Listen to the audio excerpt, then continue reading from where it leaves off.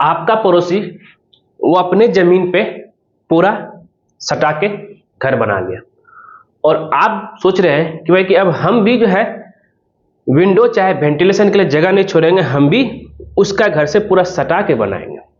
तब इस सिचुएशन में भाई खिड़की और वेंटिलेशन कैसे रहेगा? तो दोस्तों आज के इस वीडियो में बताएंगे कि अगर दो घर सटा के बन रहा हो, मतलब दो घर सटा के बन रहा है, तब उस सिचुएशन में खिड़की कैसे दिया जाए। और आप लोगों ने OTS का नाम सुने होंगे, आपका हो गया ओपन टू स्काई, और इसको बहुत लोग डक्ट भी बोलते हैं, बहुत लोग साफ्ट भी बोलते हैं, ये अपने अपने भाषा में इसके लोग जो है इसको बोलते हैं। तो अब यहाँ पे हम बात करते हैं कि मान लिया जाए ये घर आपका ठीक है, इधर जो है ओपन एरिया है, इधर भी ओपन है, ये तो आपका फ्रंट हो गया, इधर ओपन रहेगा, लेकिन इधर जो है जो दूसरा का जमीन है वो अपना घर बनाएगा। यानी तो ये समझ लीजिए कि ये इन्होंने जो है अपना प्लॉट पे ही बिल्टअप बना दिया है। अब आप कैसे करेंगे?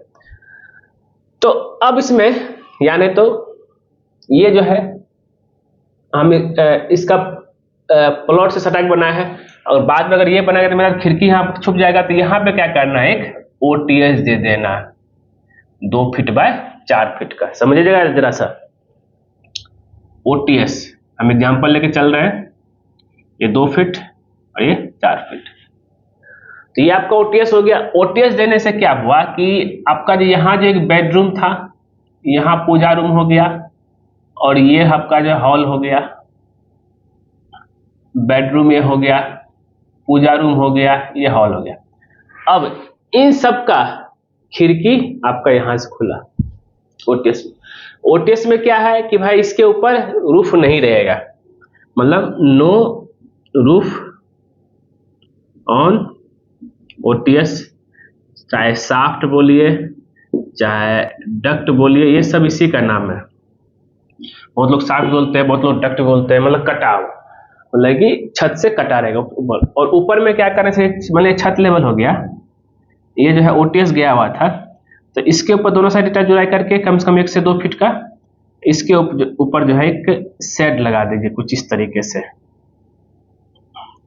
ये आपका ओपन रहेगा यहाँ पे, जिससे क्या है कि आपका कोई भी तरह का वेंटिलेशन चाहे, और ये शेड जो रहेगा ट्रांसपेरेंट रहेगा, मतलब ट्रांसपेरेंट शीट रहेगा, जिससे कि इससे होकर के जो है लाइट भी जा सके प्लस जो है एयर भी जा सके।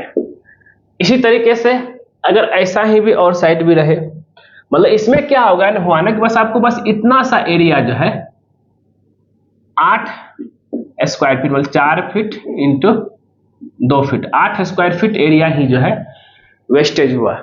नहीं तो अगर आप सोचेंगे 3 यहाँ पूरा जगह छोड़ देते हैं, 2 फीट हटा के बनाते हैं, तब बहुत ज्यादा एरिया वेस्टेज हो जाएगा। तो इतना में आपका जो दोनों काम हो गया। इसलिए जब भी कभी आप अपना घर बना रहे हैं तो नक्शा पहले तैयार करवा लीजिए, और फ्यूचर में क्या हो सकता है वो भी डिसाइड कर लेते हैं। तो मैं बहुत लोग को देखा हूं, घर तो बना लेता है, किसी दूसरे के प्लॉट में खिड़की तो दे देता है, लेकिन जब उसका बारी आता है घर बनाने का, इसका खिड़की वेंटिलेशन सबको बंद कर देता है, और फिर हमेशा जिंदगी भर जो है वो परेशान रहता है। क्योंकि रूम में अगर प्रॉपर तरीके से वेंटिलेशन नहीं आएगा, एयर नहीं आएगा, रोशनी नहीं आएगा, तो पूरा जो सफोकेशन टाइप का लगेगा, उस रूम में आपको रहने का मन नहीं करेगा, उमस जो है टाइप का लगेगा।